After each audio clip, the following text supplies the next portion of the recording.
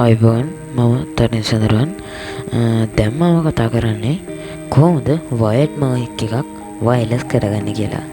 ඔයාගේ 3.5mm port එක තියෙන ඕනම මයික් එකක් වයර්ලස් කරගන්නේ කොහොමද කියලා. මේකට ඔයාට ඕනේ වෙන්නේ ෆෝන් එකකුයි ඔයාගේ මයික් එකයි. ඕනේ නම් ඔයාට USB පාවිච්චි කරන්නත් පුළුවන්. හැබැයි ඔයාට කනෙක්ට් කරන්න පුළුවන් ලැප් එකට එහෙම ඔයාගේ පරිගණකයට එහෙම කනෙක්ට් කරන්න බැරි නම් ඒ කියන්නේ PC එකට ඔයාට පුළුවන් මෙන්න මේ ක්‍රමයෙන් පාවිච්චි කරන්න.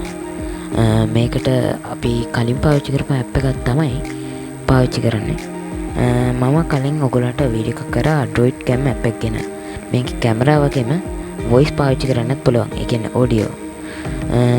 මම දැන් පාවිච්චි කරන්න හදන්නේ ඒකේ audio option එක. එහෙනම් අපි කෙලින්ම වීඩියෝ එකට යමු.